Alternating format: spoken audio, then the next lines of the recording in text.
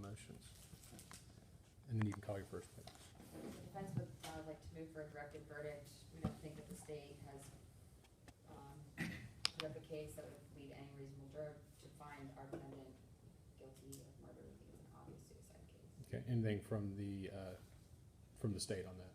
Absolutely, Your Honor. Your Honor, we contend that we have provided enough evidence sufficient to sustain a conviction. As you're aware, Your Honor, this motion should be viewed in the light most favorable to the state as the non-moving party. With that in mind, I'd just like to briefly summarize the evidence that we have offered during our case in chief.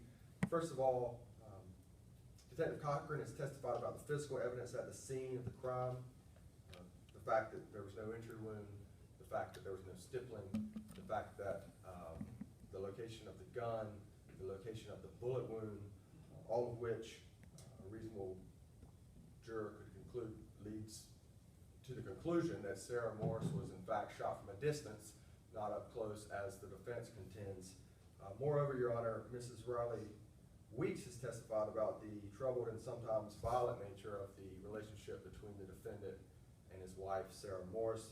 She's also testified that on the night in question, she heard a loud argument with throwing things and threats and screaming and a gunshot, to which she went over next door and found the defendant in the house with Sarah. With that in mind, Your Honor, we contend that we have produced sufficient evidence to sustain the conviction. Okay. I'm going to deny that motion at this time. State, you may call your first witness. The defense calls Tyson Edmonds.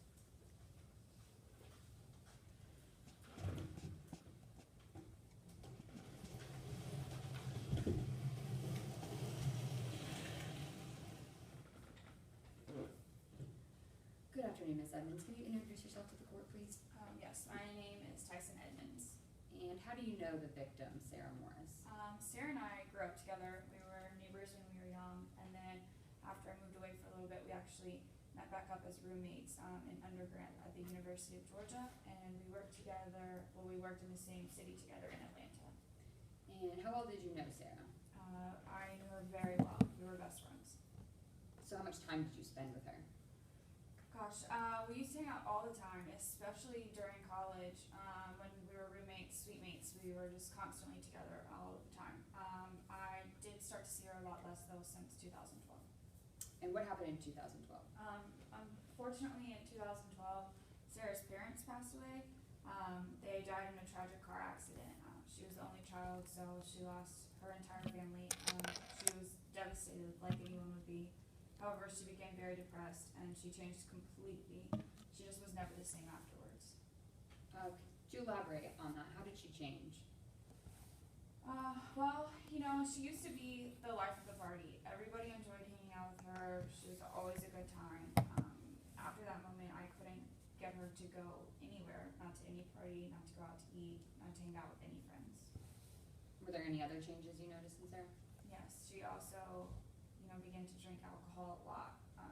We obviously used to drink alcohol in social situations, but it got to the point where even when I would meet her for an early lunch, she would be drunk at lunch and ordering alcoholic drinks just all the time, especially multiple orders of Bloody Marys. When exactly did you notice that she began drinking heavily? Right after her parents passed away. And were you worried about Sarah? Yes, I was incredibly worried about her. I always tried to reach out to her. I always tried to be there for her, but unfortunately, I just didn't be able to seem to help her out the way I really wanted to. And do you know the defendant, Philip Morris? Yes. How do you know him? He married my best friend, Sarah. And when did you meet him? Well, they first started dating in 2013. She called me and asked me to meet so that she could introduce him. I was shocked because she hardly ever came out at that point, so I was happy to go meet him. And what, if anything, did you observe about their relationship when you guys first met? Gosh, well, their relationship seemed to be really good. I was so happy for Sarah. They seemed really in love. She was so joyous. She was just so happy with Philip, and he seemed to treat her really well. So you saw, or how did the relationship progress? Everything seemed to be progressing just great. It was wonderful, and I even ended up phone call about how they got married. When did they get married? They got married Christmas of 2014. And how did you find out that they were married? Sarah called me when she was in the Bahamas and informed me that she had just married Philip. And why didn't she tell you beforehand? I don't know, you know, Sarah was always really sporadic. She would make impulsive decisions. So I was kind of shocked that they got married, but I wasn't shocked that they went to the Bahamas and she didn't tell me about it until afterwards. Did you see her much after the wedding? Not as often as I would have liked, but I mean, they had just gotten married and they were beginning their lives together. So I also kind of figured she was getting her life back on track. Okay, let's talk about April of 2015. What happened between you and Sarah around that time? Sarah called me in hysterics. She was acting really crazy again. She was crying, she was drunk. She told me that her and Philip had been fighting. When I got there at the Waffle House, she was just huffing and puffing. She kind of started to look like her depressed self again. Did this concern you? It did concern me, you know, but she was drunk and she got into a fight with her husband. Everyone gets in fights with their husbands. Sarah was the only child and her parents left her a lot of money. She was very spoiled and she would be very dramatic in situations like this. Did you meet with her anymore after that? We did meet a few times. Every time she would talk to me about how she couldn't go on. The stress of losing her parents was really weighing on her. She would tell me a dream about her parents burning in the car. You know, that was the stuff that really concerned me because when she started talking like that, I realized that she was living through this accident day in and day out. And did Philip do anything about it? Are you aware of if he did or not? I think he tried. You know, he was her husband. His Objection, lack of personal knowledge. Response? She met with her friend and she's about to tell us that this is what Sarah Morris told her about Philip's interactions with her. Overruled. You know, Let me repeat the question. Actually, let's move on. What else concerned you about Sarah at that time? she started to give me some of her personal belongings around that time. And that was just really concerning to me because it seemed like she was trying. Objection, speculation. Overruled for now. You can re-ask that question if you want. Yes, Your Honor. What did Sarah talk about as well as giving you things around this time? She would talk about death, dying. Objection, hearsay. What is your response to that? This isn't a specific thing that she's saying, it's just a general concept. We'll move on, actually. What else did you receive from Ms. Morris in May of 2015? On May 28th, I received a letter in the mail from Sarah. Here you go. Go ahead, copy. May I have Rick's witness? Yes. Do you recognize this letter? Yes, I do. And what is that letter? This is the letter that Sarah wrote me on May 25th. And what happened when you read that letter? Well, my heart sunk when I read the letter. I just knew it was a suicide note. I could tell from all of her previous behavior of giving me her personal belongings, and then what she wrote in this letter, I just knew that Sarah was ready to commit suicide. And in that letter, does she mention anything about Philip? Yes, she does. She says that Philip is Objection, that letter's not into evidence, you can't read it into the record. Sustained. The defense would like to enter as Defense Exhibit 1 into evidence. Any objection to Defense Exhibit 1? No, Your Honor, we have no objection. All right, without objection, Defense 1 will be entered into evidence. In this letter, what does she say? Does she say anything about Philip? Yes, she says Philip is a monster. I don't know if I can live with him any longer, but I'm afraid if I divorce him, he'll kill me. And you took this as you said you took this as a suicide note. Why? Because, you know, like I said, from the previous behaviors that she was showing me, always talking about seeing her parents in heaven, watching them burn in the crash, and giving me her personal belongings, but as well in the letter, so I feel like she was probably trying to get closer with her parents. She talked about how beautiful and peaceful it was. Objection. That's speculation. Sustained. Move to strike. Yes. And she also said that she needs to end this agony, she can't go on suffering. And did that language concern you? Yes, it did concern me. It, made me think that what I was afraid was gonna happen might happen soon. And what did you do when you received that letter? Well, I received it actually on May 28th, not on the day that it was dated, and so I tried to call her and text her several times, and I didn't hear any responses. And before I ever had the opportunity to actually go over and check on her, I got the phone call that she was dead. No further questions, Your Honor. All right, any cross-exam? Yes, Your Honor.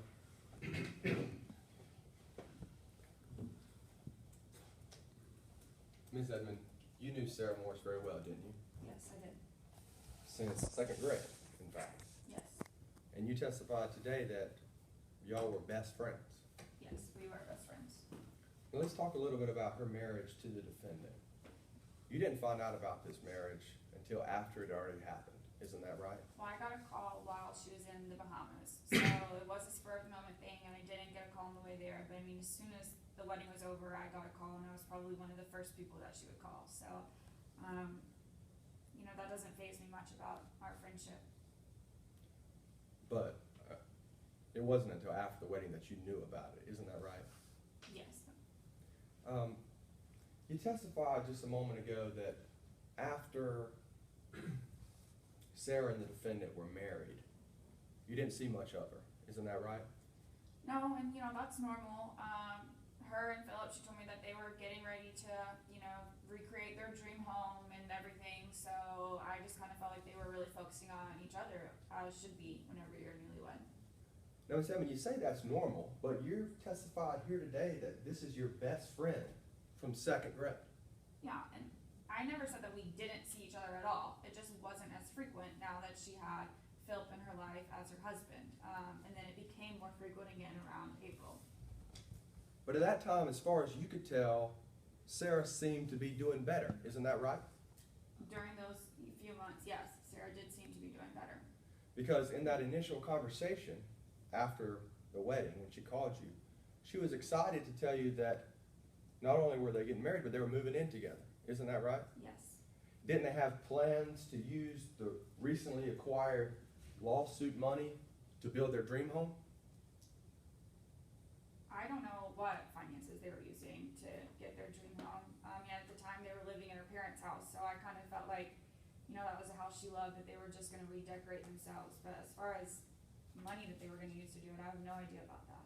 But didn't she tell you that they were gonna build a dream home? Yes, they did, but I also know that there was an appeal that went on, so I don't even know if they had the money at the time that they were thinking about building a dream home.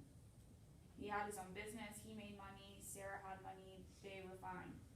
Okay, let's put aside the issue of the money, but as far as their plans moving forward to start their life together, they were excited to be building a dream home together. Isn't that correct? Yes, together, they were. Now, based on this conversation, you thought the marriage was going well, Yes. right? Because now, as you testified, Sarah finally had someone that she could do life with, Yes. right? And as a best friend, I'm sure you're happy to see that happen.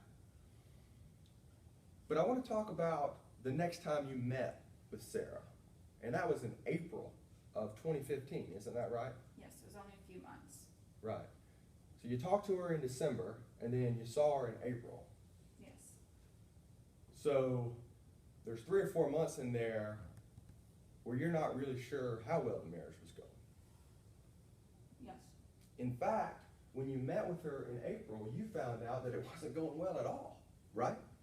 Yeah, when I met with her in April at the Waffle House, it seemed as if she had slumped right back into that depression, constantly talking about her parents, and then she was also, fighting with Philip. And when she was depressed before, I would fight with Sarah because she was drinking all the time. She was, turning into an alcoholic, which was ruining her life. So I knew at that moment that Philip and her were probably fighting because he was probably just trying to get her healthy again and to get her back on her feet. The depression she was dealing with was clinical depression that she had to take medicine for. Ms. Edmond, that may be what you thought and speculated about, but But you don't know why the marriage wasn't going well, do you?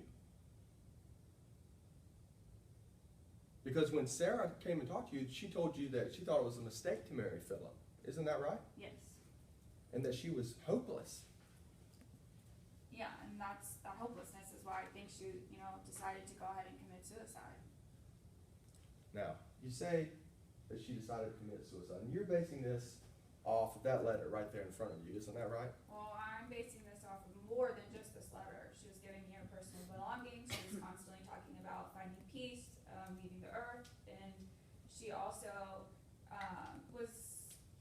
there was just way more than just this letter. It wasn't just this letter, no. But that letter is part of your opinion that she was trying to commit suicide, isn't that right? Yes, along with many other reasons. Okay. Now, Commissioner Post, the witness, Your Honor. You may. I'm sorry, Ms. Edmond, we only have one copy of this today, but I want to read a little bit of this letter, and you can confirm that this is what this actually says. Now, this is dated on May 25th, right? Yes, sir. And Sarah died on May 28th. Yes. So this was, if this was written the day that it's dated, this happened 3 days before she died. Isn't that right? Yes, this would be 3 days before. Okay. Now, she talks about the cemetery, and then she says, Philip is a monster. You see that? Yes. She also says, I don't know if I can live with him any longer, but I'm afraid if I divorce him, he will kill me. Is that right? Is that what that letter says? Yes. Now, before you got this letter, Miss Edmond, did you know that Sarah was afraid that her husband was going to kill her? No, not before I got this letter. But after you got this letter, you can see now that she was afraid that he was going to kill her, can't you? Well, I do see that she was fearful of that, but that would just give me even more reason to think that she would go ahead and commit suicide. She had tried to do that previously in her life, so it just kind of gives me more reason. Plus, like I said before, Sarah could be very dramatic. She was very spoiled by her parents. Let me unpack that, see if I understand what you're saying. It's your testimony here today that you think Sarah was so afraid that her husband was going to kill her that she would go ahead and kill herself? Is that what I heard you say? No, yeah. No further questions, Your Honor. All right, any redirect? No redirect, Your Honor. All right, witness may step down. Defense have any further witnesses it wishes to call? Yes, defense would like to call, Philip Morris to the stand. Okay.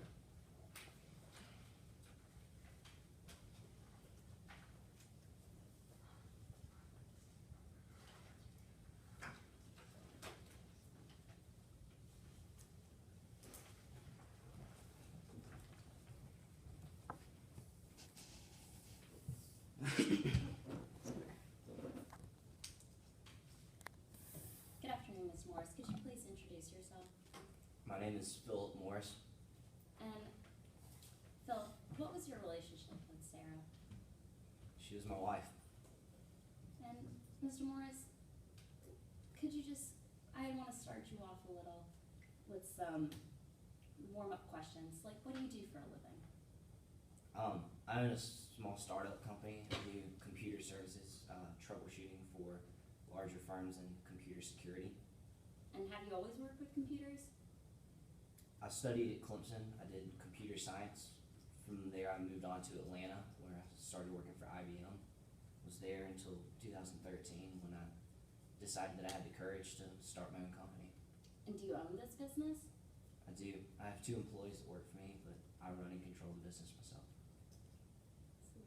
Thank you for being here today, and I just want to move into asking you about your wife, Sarah, your late wife.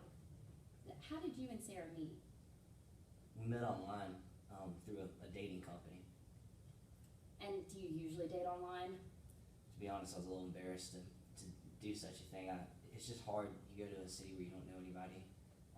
It's just, I've been left. I was lonely, and I couldn't really find the time to just go out and meet other people. So I decided to give it a shot. And how did your relationship with Sarah progress from this? It was great. Everything was a perfect match.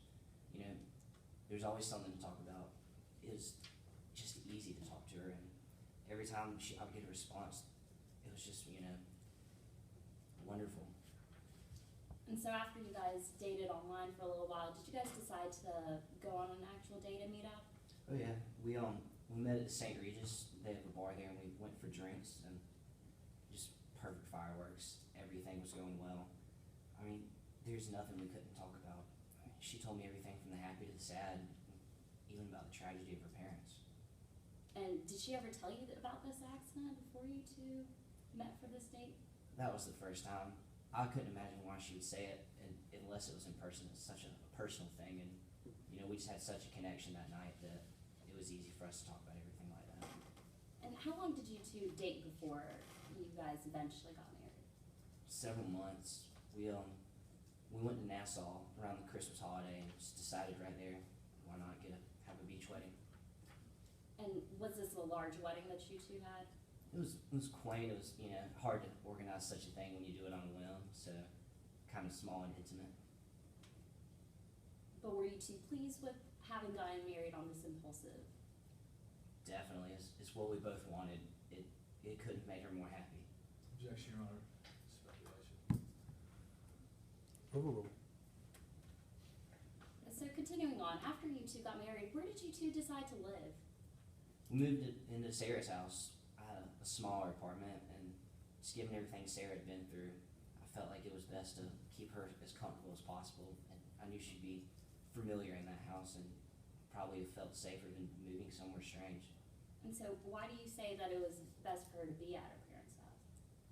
With everything she had been through with her parents, just two people tragically leaving her life, I felt that just making her do anything that she didn't feel comfortable doing would have been tough. So I knew that she felt at home there. And was Sarah depressed at this time?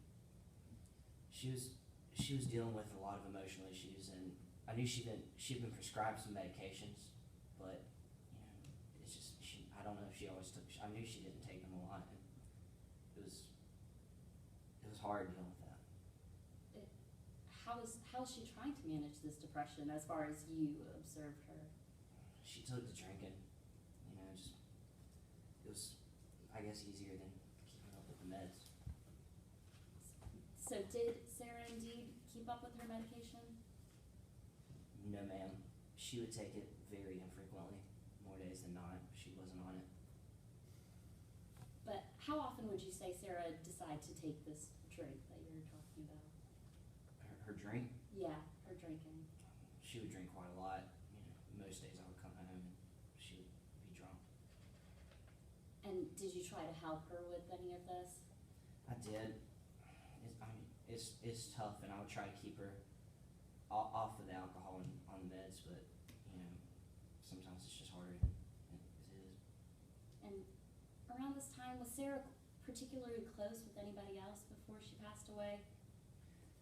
She had a friend named Tyson Evans, and they had been really close. They'd known each other for a long time, and Sarah wouldn't go out a lot, but still Tyson and her were so close that she found time to keep in touch on the phone, and they stayed fairly close throughout all of her life.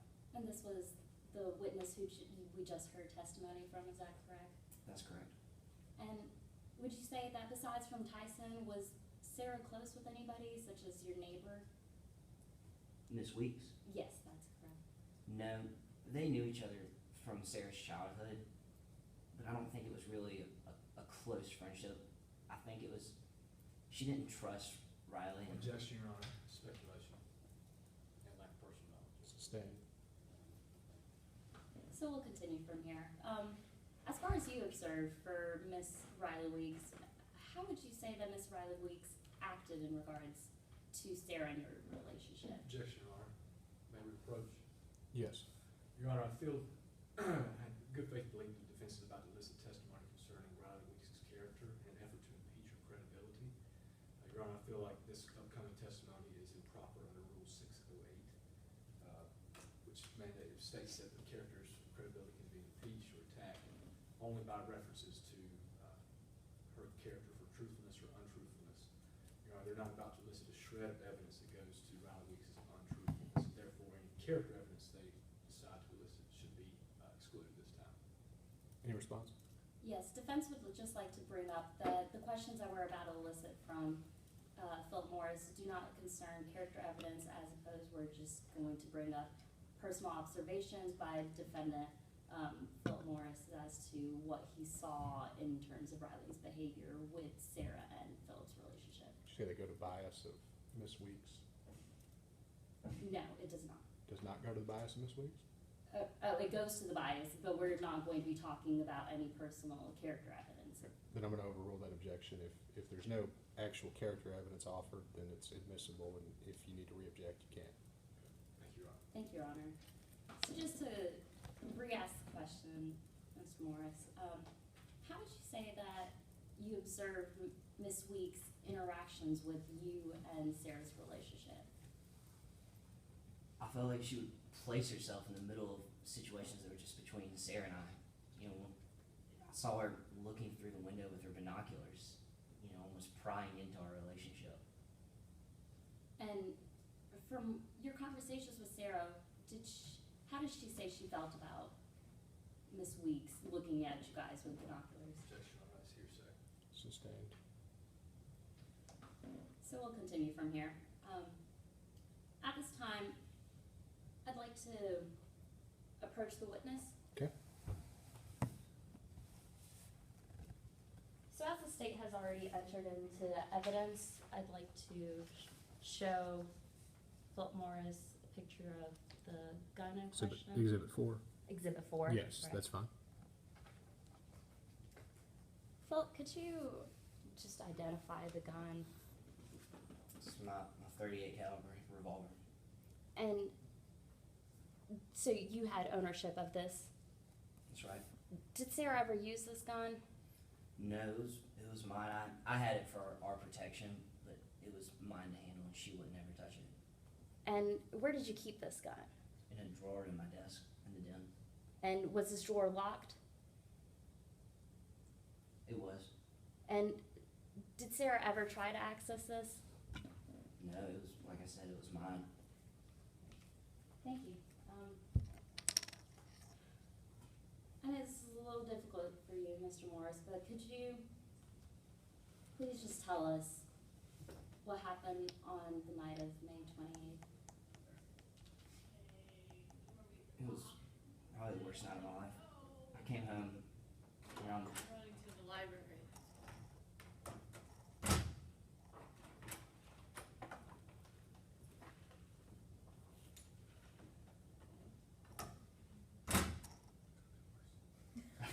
Sorry about that interruption. So just to re-ask the question, the difficult and unfortunate night of May 28th, could you please just tell us how it started off? What happened? I came home around 8 o'clock. The house was dark, quiet. Went upstairs and I found Sarah.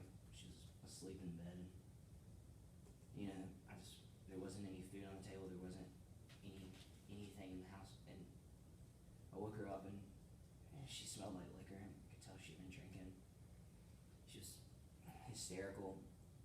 It seemed to me as if she hadn't taken her meds. I didn't know what to do. I tried to get her dressed. I said, Mom, let's just go out to eat. And it got worse. And she just wanted another drink. And so I started making us sandwiches. And she ran for my gun. And I got it away from her. Objection, Your Honor. At this point, it's getting to be a narrative. Counsel could ask a question. Let's ask some questions to break this up. Thank you, Your Honor. So, Mr. Morris, after you were making Sarah some sandwiches, what did you observe Sarah to do at this point? She ran from my desk and grabbed the gun before I could even reach her. She put it up to her head. I got it out of her hands and I threw it on the couch. I sat her down and I tried to just calm her down. You know, she was shaking, and so I covered her up with a blanket. We talked. You know, I did everything I could just to kind of get her away from that. You know, and just to calm her back down. We talked for a little bit, and I got her some ice cream, some warm milk, move from this. What happened when you got the gun away from Sarah? Where did you place this gun? I just threw it and it landed on the couch. And after this, is that the only time that Sarah held up the gun? The only time before she shot herself. Sorry to bring it on this, but how was Sarah holding the gun at this point? She picked it up, just held it, and looked straight down the barrel. And as she laughed, she pulled the trigger. And so after she fired the gun, how did the gun fall? Out of her hands and onto the ground. Everything was such a blur. I don't think anybody should watch what I had to watch. It's so hard to see that again in my head. Now, Mr. Morris, after this, could you please tell us, did you call 911 after Sarah shot herself? I did.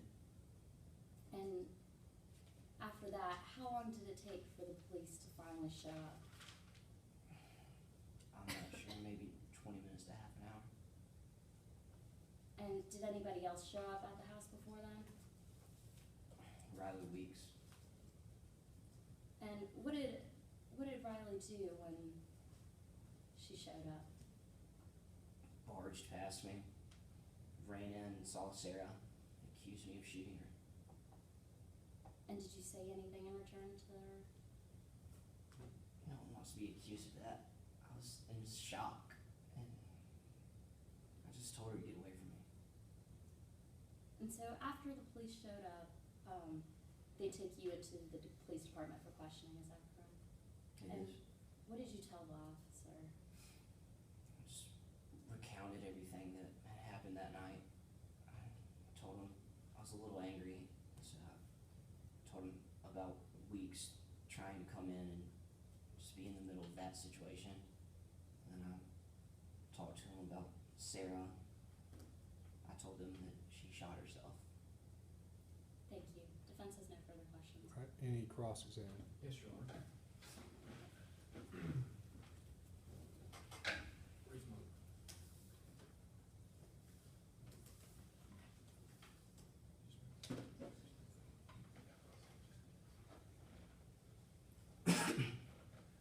Mr. Morris, you moved to Atlanta in 2009. Yes, sir. You started working for IBM. I did. And then in 2013, you formed your own computer business, is that right? That's right. Built it from the ground up. You own and operate, correct? I do. And it's growing, isn't it? It's got, It's getting to be better than, it's what we want, just to build it and keep it going.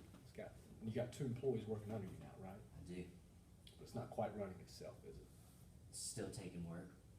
In fact, 12-hour days, right? Hard dreams require hard work. But 12-hour days, is that about how often or how long you work every day? Sometimes, yes.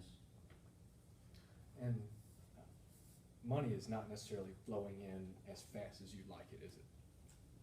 The childhood of the business isn't as successful as its adult years. That's correct. So money's a little tight right now, is that fair to say? Yes. Now, Mr. Morris, 2013 is about the time that you met Sarah online, right? It's about that time. Y'all exchanged emails, We did. hit it off pretty well, right? Everything was a match. Everything was a match. She was a perfect match for me. I was a perfect match for her, I think. And then when you met her at the St. Regis Hotel, I believe you testified, that's where it was, right? That's right. That was the first time meeting her. Is that a yes, Mr. Yes. Morris? Sorry. And you said it was fireworks, didn't you? Described it right. as fireworks. Is that right? That's right. She was beautiful, wasn't she? Beautiful in every way. And there was nothing you couldn't talk about, was there? We could talk about anything. And so you said it was kind of a whirlwind relationship, Things move quickly, but when you know, you know. and you finally got married in Nassau in Christmas time of 2014. Is that That's right? right. But y'all had not lived together up until that point, had you? No, we hadn't. You lived apart. We did. Right. But then when you got married and came back from Nassau, y'all moved into Sarah's parents' home, right? That's right. And that's about the time that the drinking started, right? I don't know if she had been how she drank before we met or anything, but when we moved in together and she had not been working or going out much, she started to drink a little heavily.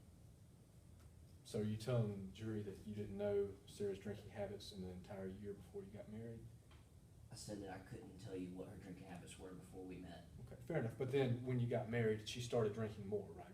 Right, And after you moved in together, right? right. It's about that time after y'all moved in together that the arguments really started, didn't they?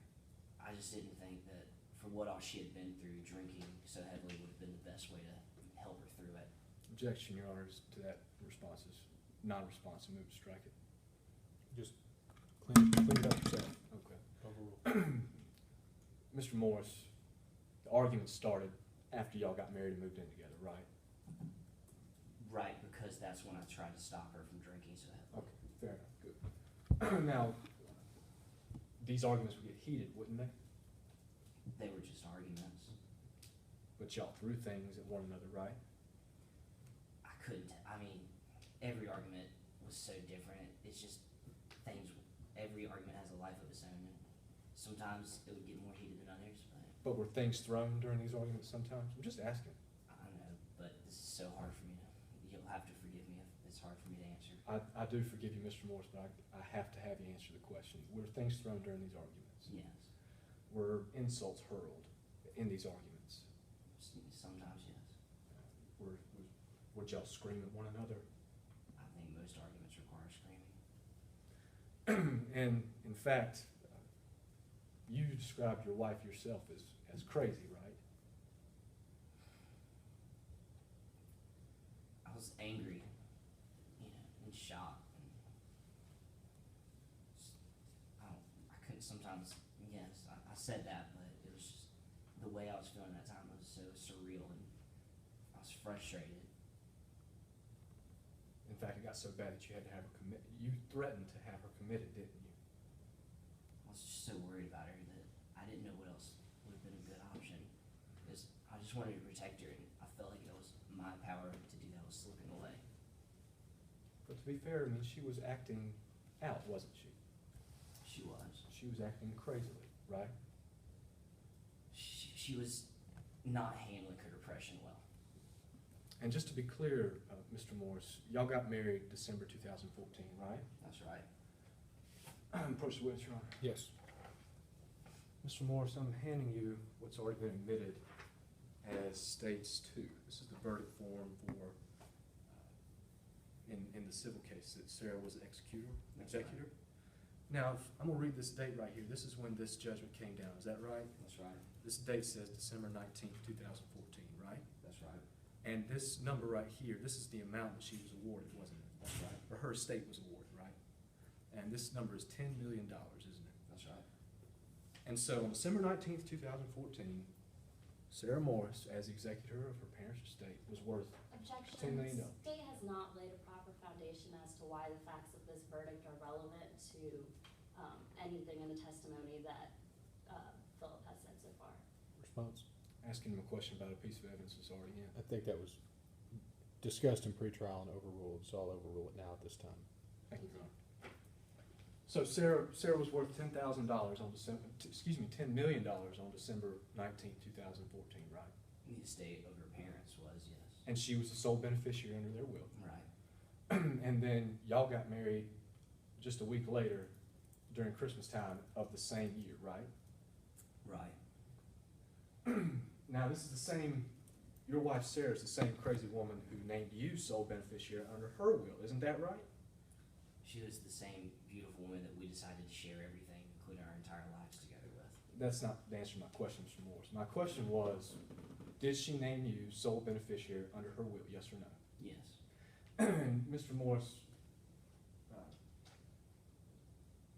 isn't it true now that she's dead? You don't have to worry about a crazy wife? Is that true? If she weren't dead, I wouldn't be here charged with this. As insensitive as it is, Mr. Morris, isn't it true that you no longer have to worry about a crazy wife? I had to worry about burying a dead wife. Isn't it true, Mr. Morris, that you do not have to worry about a crazy wife any longer? Objection, badgering the witness. Sustained.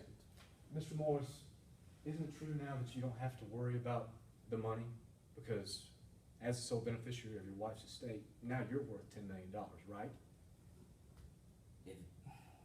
If that's how you wanna say it, yes, the money transferred to me I'm from not- her will. I'm not worried about how I say it, Mr. Morris. I'm worried about how you say it. Isn't it true that you are now worth, as a beneficiary under your wife's will, you're worth $10 million? That's true. Mr. Morris, you said that you kept that .38 revolver in a locked desk drawer on direct examination, didn't you? Yes, And that drawer remains locked at all times, right? And so is that a yes, Mr. Yes. Morris? So on the night of May 28, 2015, your wife Sarah had enough time to run from the kitchen to the desk, unlock the drawer, and then attempt to commit suicide. Is that right? I was making sandwiches, it all happened in a blur. I don't know exactly how it happened, I just know that she got the gun out of the drawer, and I had to just get it out of her hands. She got the gun out of the locked drawer. Is that what you're saying? Yes. Nothing further. Any redirect?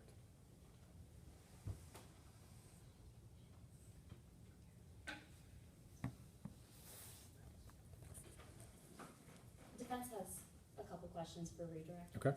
Go ahead. Yeah, Philip, did you know before you guys started dating about anything with the accident of Sarah's parents? No.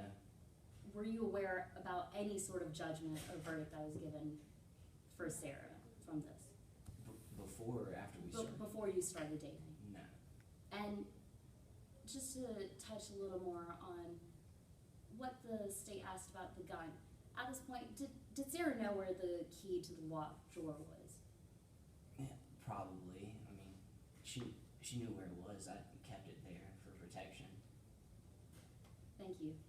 Defense has no further questions All right. at this time. Witness may step down. Does the defense have any other witnesses it wishes to call? Defense has no further witnesses to call, defense rests.